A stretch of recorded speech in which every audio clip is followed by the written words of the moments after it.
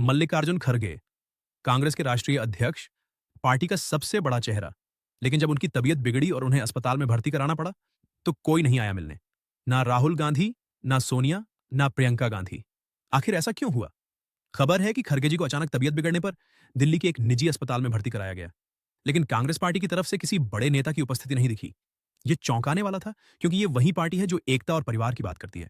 तो सवाल ये, क्या कांग्रेस अब दो भागों में बंट चुकी है?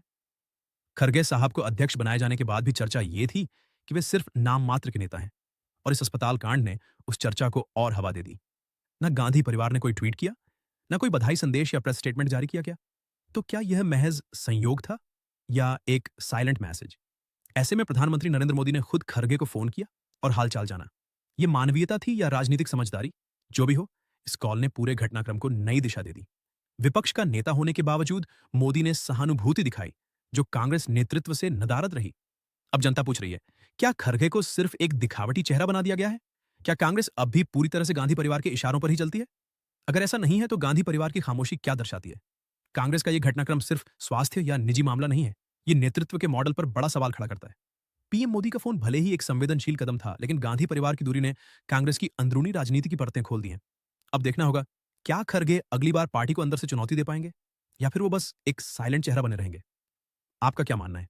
क्या गांधी परिवार की खामोशी एक संयोग थी, या संयुक्त राष्ट्र में भारत को वीटो पावर दिए जाने की मांग को मिला 154 देशों का समर्थन?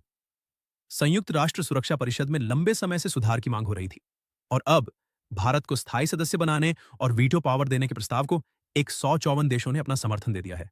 भारत आज विश्व की सबसे तेजी से बढ़ती अर्थव्यवस्थाओं में से एक है।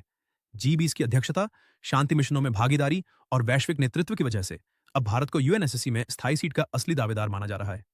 जिन देशों ने भारत का समर्थन किया है, उनमें ब्राजील, जापान, जर्मनी जैसे प्रभावशाली देश शामिल हैं। इसके साथ ही कई अफ्रीकी, एशियाई और यूरोपीय देशों ने भी भारत के पक्ष में वोट किया। वीटो पावर का मतलब है किसी भी प्रस्ताव को अकेले खारिज करने की ताकत। अभी सिर्फ 5 देशों, अमेरिका, रूस, चीन, फ्रांस और यूके, को यह अधिकार है। भारत हमेशा कहता रहा है कि 21वीं सदी के विश्व में सुरक्षा परिषद में सुधार जरूरी है, और अब दुनिया भारत की आवाज को गंभीरता से सुन रही है। क्या अब भारत बन जाएगा अगला वीटो पावर वाला स्थायी सदस्य? फैसला जल्द, लेकिन एक बात तय है, भारत की ताकत को अब दुनिया नजरअंदाज महादेव की पुकार। जहां बहती हैं गंगा और यमुना की निर्मल धाराएं, अब वो पावन धाम शीतकाल के विश्राम की ओर बढ़ रहे हैं।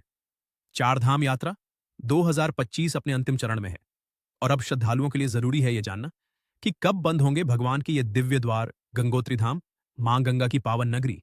गंगोत्री धाम के कपाट बंद होंगे 22 अक्टूबर 2025 सुबह 11:36 पर। यमुनोत्री धाम, मां यमुना के दर्शन का अंतिम अवसर होगा 23 अक्टूबर 2025 दोपहर 12:30 पर। केदारनाथ धाम, भगवान शिव के अलौकिक धाम केदारनाथ के कपाट 23 अक्टूबर 2025 सुबह 8:30 पर बंद कर दिए जाएंगे। इसके बाद बाबा के दर्शन अब अगले वर्ष ही हो पाएंगे। बद्रीनाथ धाम, भगवान विष्णु की तपोभूमि बद्रीनाथ धाम के कपाट 25 नवंबर 2025 को शीतकाल के लिए बंद कर दिए जाएंगे। ये 4 धाम में सबसे आखिरी बंद होने वाला मंदिर होगा। अगर आपने अब तक इन पावन धामों के दर्शन नहीं किए, तो अभी भी समय है। इन दिव्य स्थलों की यात्रा कर अपने जीवन को पुण्य और शांति से भर दीजिए। हर हर महादेव, जय बद्री विशाल। अगर आपको गढ़वाल सांसद अनिल बलूनी के प्रयासों ने फिर एक बार रंग दिखाया है। उत्तराखंड के चमोली जिले को केंद्रीय विद्यालय की बड़ी सौगात मिली है। अब चमोली जिले के थराली ब्लॉक के स्वाड़ गांव में खुलेगा केवी स्कूल, यानी केंद्रीय विद्यालय। इस फैसले से इलाके के हजारों छात्रों को मिलेगा गुणवत्तापूर्ण शिक्षा का लाभ। सांसद बलूनी ने इसे प्रधानमंत्री नरेंद्र मोदी और शिक्षा मंत्रालय की सबको शिक्षा, उत्तम शिक्षा नीति का हिस्सा बताया है। थराली जैसे दुर्गम क्षेत्र में केंद्रीय विद्यालय का खुलना एक ऐतिहासिक कदम माना जा रहा है। अब बच्चों को बेहतर शिक्षा के लिए दूर शहरों की ओर नहीं भागना पड़ेगा। जनता ने इस फैसले का स्वागत किया है और सांसद बलूनी का आभार जताया है। यहाँ की राजनीति में आज एक बड़ा बयान सामने आया है। रूस के राष्ट्रपति व्लादिमीर पुतिन ने भारत की जमकर तारीफ करते हुए अमेरिका को सख्त चेतावनी दे दी है। पुतिन ने कहा, भारत एक ऐसा देश है जो अपनी संप्रभुता और नीति दोनों पर अडिग है। हम भारत जैसे देशों के साथ मजबूत रिश्ते बनाना चाहते हैं, न कि अमेरिका की तरह दबाव बनाना। ये बात उन्होंने मॉस्को में एक अंतरराष्ट्रीय मंच पर कही, जहां उन्होंने अमेरिका पर दुनिया को कंट्रोल करने की कोशिश का आरोप लगाया। पुतिन ने आगे कहा, हम भारत की नीतियों और प्रधानमंत्री नरेंद्र मोदी के नेतृत्व की सराहना करते हैं। भारत बिना किसी के दबाव में आए अपनी स्वतंत्र विदेश नीति चलाता है। और फिर उन्होंने अमेरिका को लेकर कहा, अगर अमेरिका इसी तरह दूसरे देशों में दखल देता रहा तो रूस चुप नहीं बैठेगा। आने वाला समय मल्टीपोलर होगा और भारत उसमें बड़ी शक्ति बनेगा। यह बयान ऐसे वक्त में आया है जब भारत, रूस और अमेरिका के बीच सामरिक संतुलन की नीति को लेकर हलचल तेज है। क्या यह बयान भारत के लिए फायदेमंद है या अमेरिका और रूस के बीच खींचतान में भारत की भूमिका और जिम्मेदारी बढ़ेगी? यूकेएसएसएससी पेपर लीक मामले में आया बड़ा मोड़।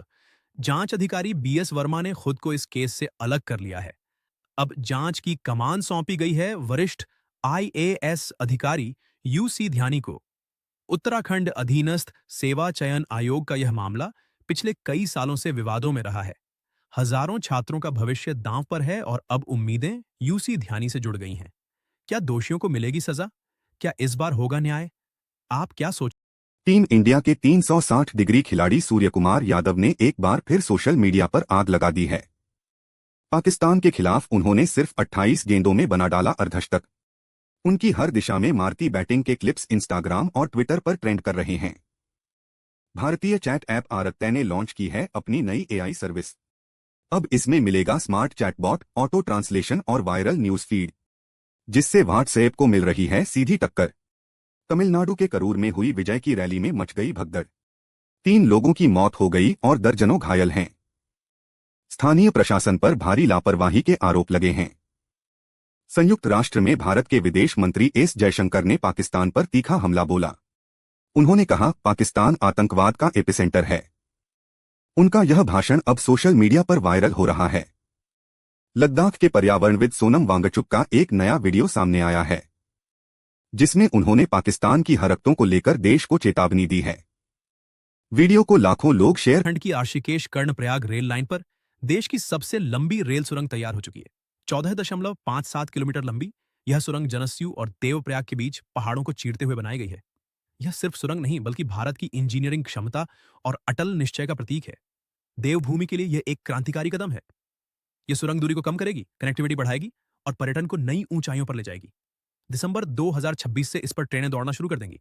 तैयार हो जाइए एक ऐसे सफर के लिए जो इतिहास में दर्ज होगा। यह सिर्फ एक इंफ्रास्ट्रक्चर प्रोजेक्ट नहीं बल्कि देशभक्ति और अटल संकल्प का प्रतीक है। देवभूमि की यह रेल।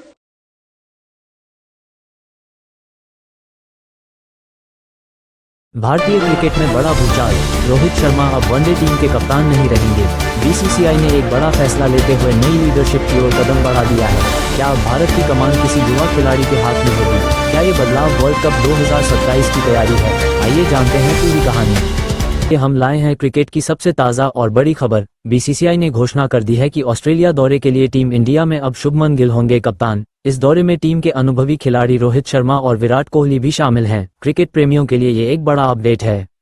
अब सवाल ये उठता है कि क्या शुभमन गिल अपनी नई कप्तानी में टीम को जीत की राह पर ले? बीसीसीआई ने घोषणा कर दी है कि ऑस्ट्रेलिया दौरे के लिए टीम इंडिया में अब शुभमन गिल होंगे कप्तान। इस दौरे में टीम के अनुभवी खिलाड़ी रोहित शर्मा और विराट कोहली भी शामिल हैं। क्रिकेट प्रेमियों के लिए ये एक बड़ा अपडेट है।